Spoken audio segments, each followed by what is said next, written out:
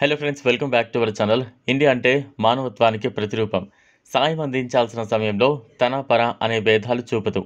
అందుకే ఇండియా అంటే అంతర్జాతీయంగా ఎంతో గౌరవం. తాజాగా ఇప్పుడు టర్కీ ఇండియా అందిస్తున్న సాయం ఆ దేశ వాసుల నుంచి ప్రశంసలు అందుకుంటోంది.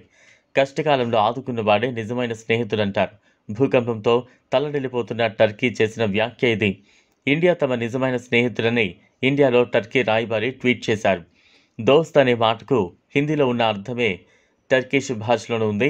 ఇండియా అందించిన స్నేహహస్తానికి టర్కీ ధన్యవాదాలు తెలిపింది.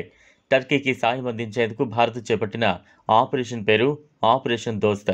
తెల్లవారుజామున 4:30 ప్రాంతంలో వచ్చిన భూకంపం, ఆ తర్వాత 9 గంటల తర్వాత వచ్చిన మరో భూకంపం టర్కీలోని దక్షిణ ప్రాంతాన్ని అతలాకుతలం చేసింది. ఆ విషయం ప్రపంచానికి తెలిసి ఆ తీవ్రత గుర్తించిన వెంటనే ఇండియా స్పందించింది. టర్కీతో విభేదాలు మరిచిపోయి తక్షణమే సహాయ సామాగ్రిని తరలించింది. మానవత్వాన్ని మించింది లేదని మరోసారి నిరూపిస్తూ భూకంపం సంభవించిన 24 గంటల్లోపే ఇండియా నుంచి ఎమర్జెన్సీ సిబ్బంది, వైద్య బృందాలు, ఎన్డీఆర్ఎఫ్ టీమ్స్ టర్కీలోని దక్షిణ ప్రాంతానికి చేరుకున్నాయి. వసుదైక కుటుంబం అనే భావనను భారత్ తన చర్యల ద్వారా వ్యక్తీకరించింది. కశ్మీర్ విషయంలో ఇండియాతో టర్కీ విభేదిస్తోంది. అనేక సందర్భాల్లో అంతర్జాతీయ వేదికలపై పాకిస్తాన్ను టర్కీ సమర్థిస్తోంది. టర్కీ ప్రస్తుత అధ్యక్షుడు రెసెప్ ఎర్డోగాన్ భారత నిజాయితీ గురించి అనేక సందర్భాల్లో అనుచిత వ్యాఖ్యలు చేశారు. ఆర్టికల్ 370 రద్దును టర్కీ వ్యతిరేకించింది.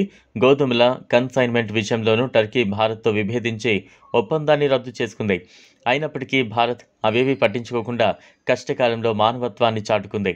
టర్కీకి సహాయ హస్తం అందించడం ద్వారా ముస్లింలకు భారత్ వ్యతిరేకమని అంతర్జాతీయంగా సాగుతున్న దుష్ప్రచారాన్ని తిప్పికొట్టింది.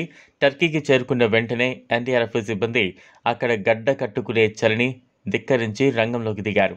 మరోవైపు మెడికల్ సిబ్బంది టర్కీలో దిగిన వెంటనే 30 బెడ్స్ హాస్పిటల్ ఏర్పాటు చేసింది. బాధితులకు కావలసిన సాయం అందించేందుకు అన్ని రకాల సేవలందించే వైద్యులతో పాటు భారత్ పంపించిన సహాయ సామాగ్రిలో అన్ని ఎక్విప్మెంట్స్ కూడా ఉన్నాయి. ప్రత్యేక శిక్షణ పొందిన 99 మంది వైద్య సిబ్బంది టర్కీలోని ఇస్కెండరన్ పట్టణంలో వీళ్ళు సేవలందిస్తున్నారు. రోజుకు 500 మందికి పైగా రోగులు టర్కీలో ఇండియా ఏర్పాటు చేసిన తాత్కాలిక ఆసుపత్రిలో చికిత్స అందుకుంటున్నారు. ఎక్స్రే మిషన్లు, వెంటిలేటర్లు, ఆక్సిజన్ జనరేషన్ ప్లాంట్, కార్డియాక్ మానిటర్లు సహా ఆసుపత్రికి కావలసిన పూర్తి సామాగ్రిని ఇండియన్ ఆర్మీ టర్కీకి తీసుకువెళ్ళింది. అంతేకాదు అక్కడ సిబ్బందికి అటు ఇటు తరలించడానికి అవసరమైన ట్రక్కులు కూడా ఐఏఎఫ్ విమానంలో టర్కీకి చేరుకున్నాయి.